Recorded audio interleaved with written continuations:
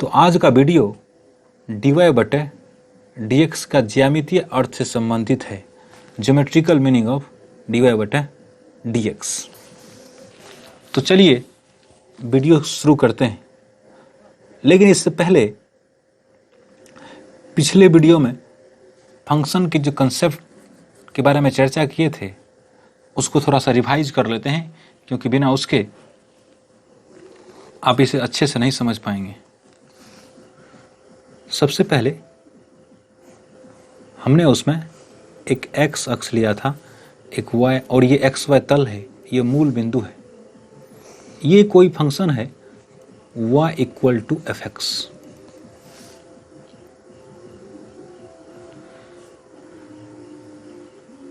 ये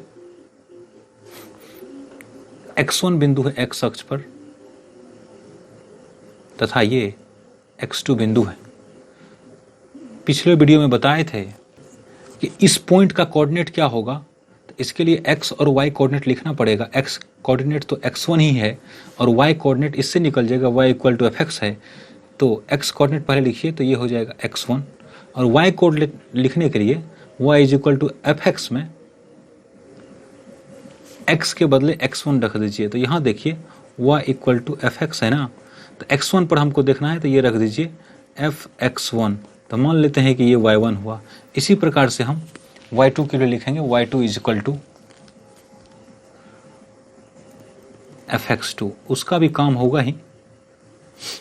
तो इस बिंदु का कोऑर्डिनेट हो जाएगा x1 और ये हो जाएगा एफ x1।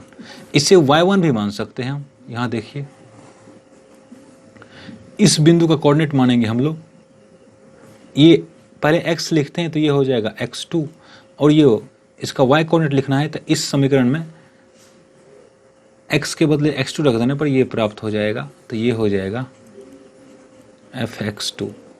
इतना समझ में आ गया होगा, और ये पिछले वीडियो का मूल कॉन्सेप्ट था।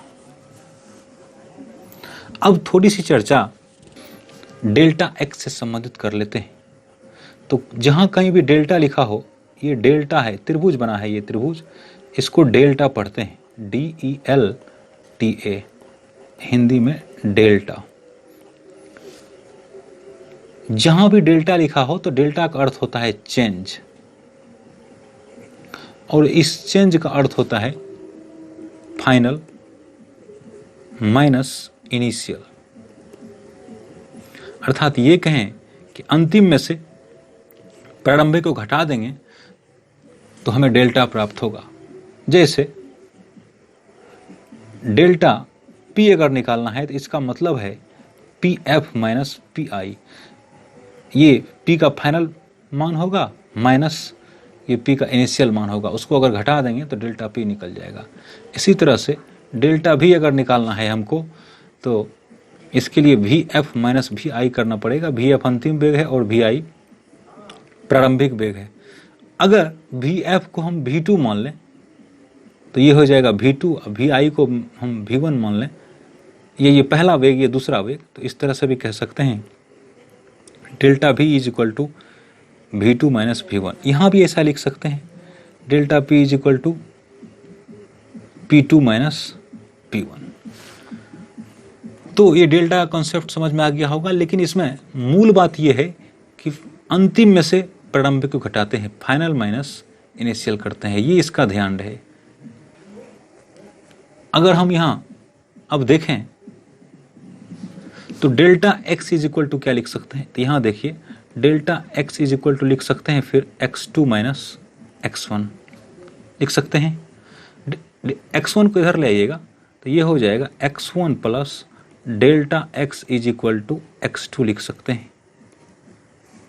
तो x1 में अगर डेल्टा x जोड़ेंगे तो वो x2 प्राप्त होगा, ऐसा भी लिख सकते हैं। और ये तो पता है ही।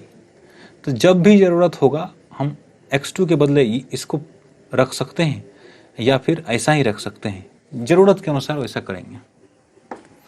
अब यहाँ एक बार फिर से देख लीजिए, एक बार फिर से इसे नया फिगर बना देते हैं।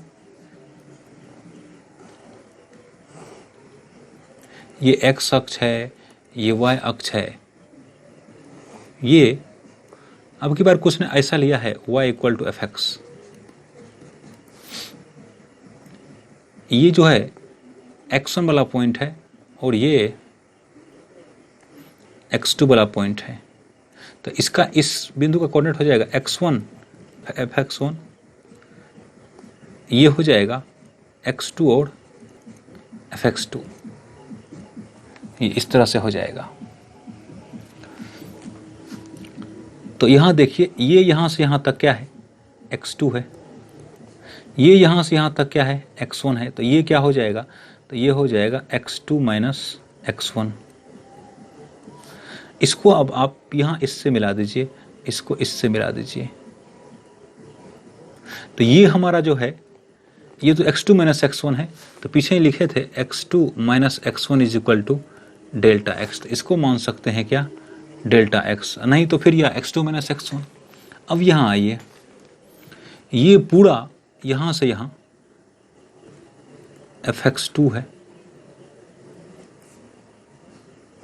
ये यहाँ से यहाँ ये fx2 है, ये y कोऑर्डिनेट है ना इसका, और ये जो है fx1 है, ये fx1, तो ये कह सकते हैं कि ये जो है fx1 है।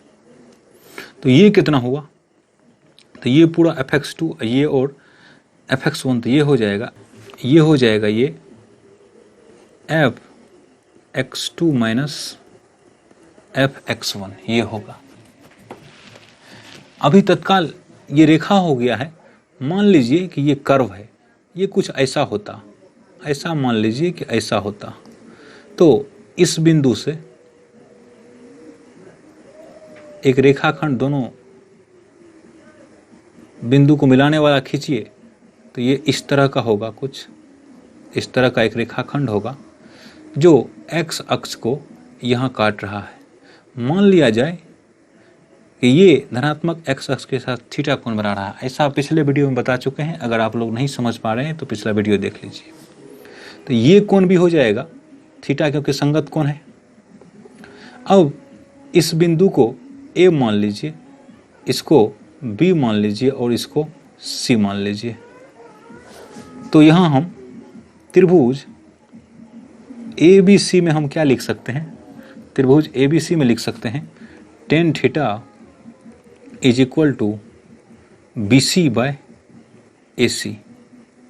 BC लंब हो गया और AC आधार हो गया। BC के बदले है fx2 minus fx1 bye AC के बदले है डेल्टा x। इसी को लिख सकते हैं fx2 के बदले, पीछे बताए थे x1 प्लस डेल्टा x, और ये हो गया minus fx1 bye delta x, ये हो गया आपको tan थीटा के बराबर।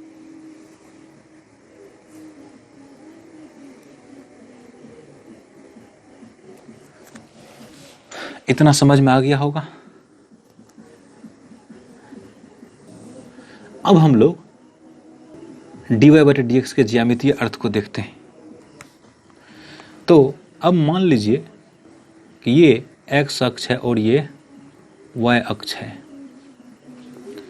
ये मूल बिंदु है। ये एक वक्र है जिसका समीकरण है y इक्वल टू fx। दो बिंदु है, इसका x कोऑर्डिनेट है x1 और इसका x कोऑर्डिनेट है x2। तो यहाँ पे लिख सकते हैं इसका लिखेंगे कोऑर्डिनेट x1 fx1 और इसका लिखेंगे x2 fx2। ये इसको मिला दीजिए इस तरह से कि एक ट्रायंगल बन जाए, त्रिभुज बन जाए। तो ये एक त्रिभुज बन रहा है इस तरह से।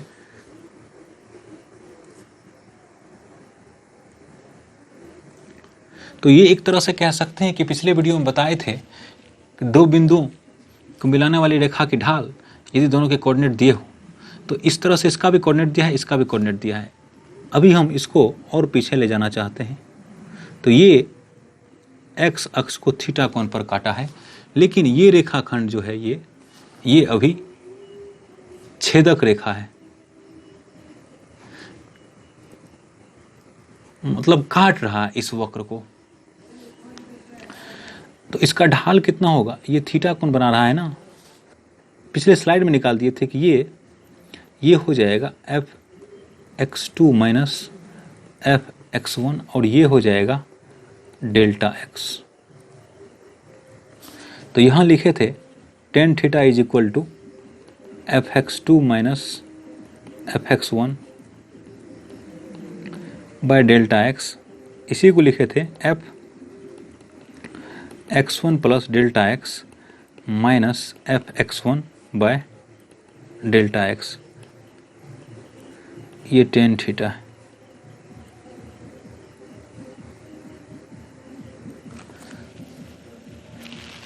अगर अब टेन थीटा के बदले देखें तो ये क्या है, x2 माइनस x1 को ऐसे भी कह सकते हैं, ये y2 is equal to f x two, ये पहले माने थे, और y1 is equal to f x one.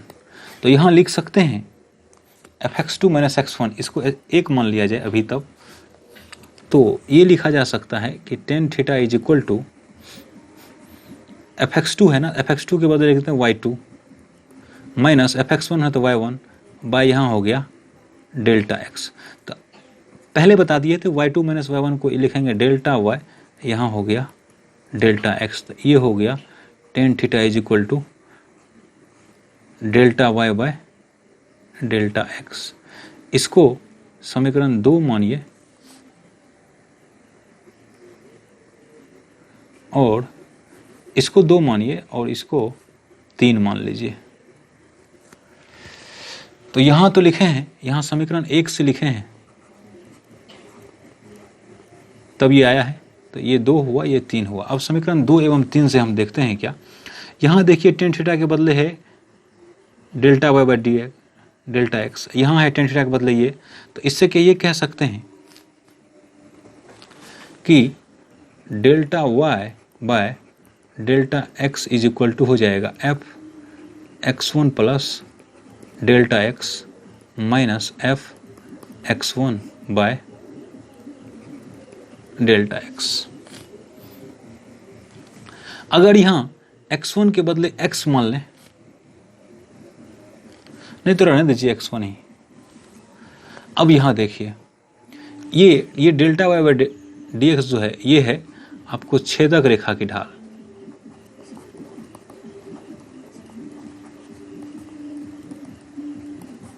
इसको इंग्लिश में कहेंगे स्लोप ऑफ सेकेंड। छेदक रेखा को सेकेंड कहते हैं। अब यहां सबसे ज्यादा महत्वपूर्ण अब यही है। अब क्या कीजिए, हम डेल्टा एक्स को 0 करना चाहते हैं। इसका अर्थ यह है कि डेल्टा एक्स को अगर 0 के नज़दीक लाना चाहते हैं, 0 नहीं करना चाहते, 0 के नज़दीक लाना चाहते हैं, तो इसका अर्थ यह है कि x2 माइनस x1 को 0 के नज़दीक लाना चाहते हैं। इसका ये अर्थ है कि x2 को x1 के नज़दीक लाना चाहते हैं, ये इसका अर्थ है। तो अब हम x2 को x1 के नज़दीक लाएंगे, अर्थात डेल्टा x को 0 के नज़दीक करेंगे। तो यहाँ x2 को धीरे धीरे एक बार यहाँ लाइए, तो यहाँ जब लाएंगे तो अब की बार तो रेखा चेंज हो जाएगी, तो कुछ इस तरह से होगी। छेदक रेखा ये हो जाएगी, ये तो ये छेदक रेखा हो जाएगी ये, और यहाँ ध्यान देने वाली बात यह है कि ये देखिए थीटा कोण भी ये चेंज हो गया। इसको और नज़दीक लाइए, यहाँ लाइए, और कम कर दिए हैं हमको, तो x2 को x1 के पास ले जाना है। तो यहाँ जब लाएंगे तो ये इस तरह से छेदक रेखा बनेगी। पूरा मिल नहीं रहा है, समझना है आपको, इस तरह से ये बनेगी। तो इसको और पीछे ले जाएंगे तो और ढाल जो है धीरे धीरे कम होते जा रहा है। तो ये समझना है कि यहाँ ढाल चेंज हो रहा है। जब यहाँ लाएंगे यहाँ, तो छेदक रेखा कुछ इस प्रकार से होगी। और जब जब इसके बिल्कुल नज़दीक लाएंगे तो ये जो कर्व था, ये जो वक्र था, ये जब यहाँ ले आएंगे x2 को तो ये इसको टच करते हुए निकल जाएगा, तो उस समय ये स्पर्श रेखा बन जाएगी। एक बार फिर से देखते हैं कि जब ये x2 यहाँ था, x1 यहाँ था, तो छेदक रेखा थी। फिर x2 को क्या किए, x1 के नज़दीक ले आते गए, यहाँ लाए, यहाँ लाए, यहाँ लाए, यहाँ लाए, यहाँ, और जब इसके नज़दीक लाएंगे तो ये इसको टच करते हुए निकल जाएगा, तो ये स्पर्श रेखा बन जाएगा। तो इसको मैथ के रूप में ऐसे लिखते हैं कि जब डेल्टा x टेंड्स टू 0, इसका मतलब होता है कि डेल्टा x 0 के पास है लेकिन 0 के बराबर नहीं है, तो इस स्थिति में ये delta y by delta x को हम लोग dy बाय dx कहते हैं। ये तो इससे क्या लिख सकते हैं, इस समीकरण स्टार से तो फिर लिख सकते हैं, दोनों तरफ अगर ऐसा शर्त लगा दें ये वाला, तो ये लिख सकते हैं क्या, लिमिट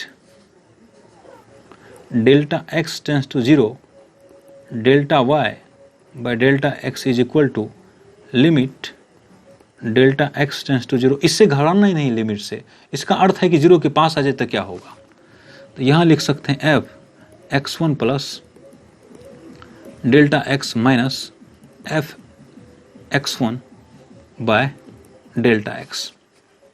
इसके लिए संकेत ये बता चुके हैं कि ये होता है, तो यहाँ लिखेंगे क्या, dy by dx is equal to limit delta x tends to 0 f x1 plus delta x minus f x1 by delta x। तो ये जो है, ये जो व्यंजक निकला है, ये स्पर्श रेखा की ढाल है, स्पर्श रेखा की ढाल कहाँ पर, x1 पर। पीछे फिर से देख लीजिए, ये x1 पर स्पर्श रेखा है ना ये, तो ये स्पर्श रेखा की ढाल है x is equal to x1 पर। इसका ध्यान रखना है आप लोगों को। तो हम ये कह सकते हैं कि अगर XY तल में कोई कर्व इस प्रकार से दिया हो और उसके किसी बिंदु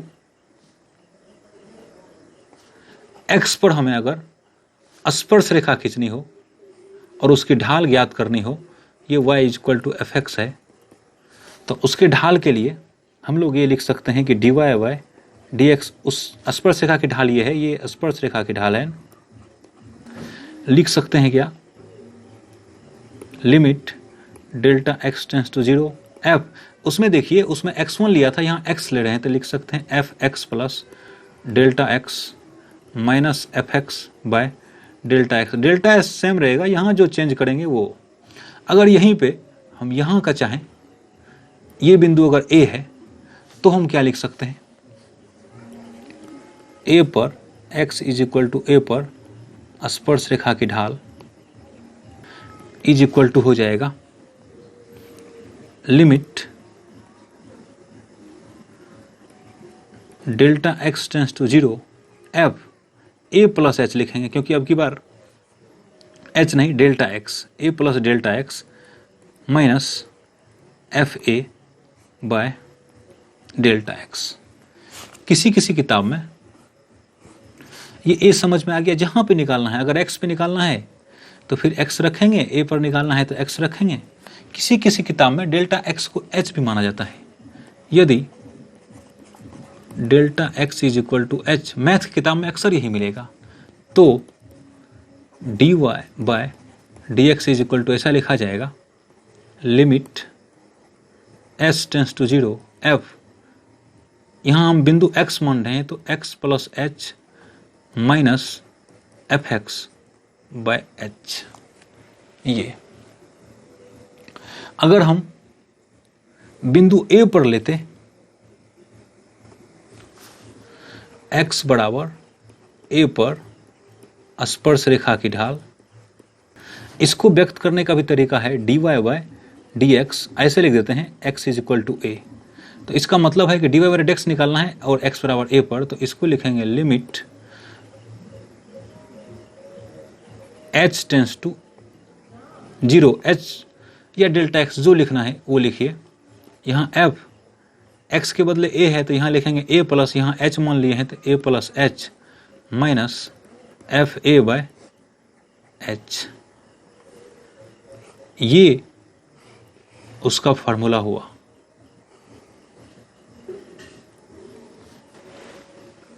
यहां देखिए dy बाय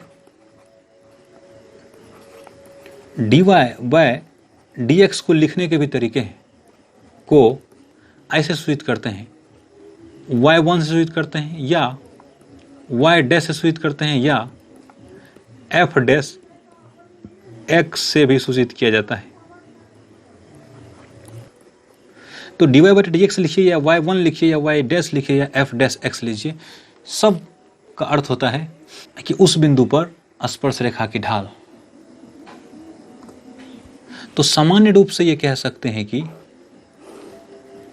x y तल में अगर कोई वक्र है, ये है y is equal to f x वक्र, ये समान सा कोई बिंदु है x, यहां पर हमको स्पर्श रेखा की ढाल चाहिए,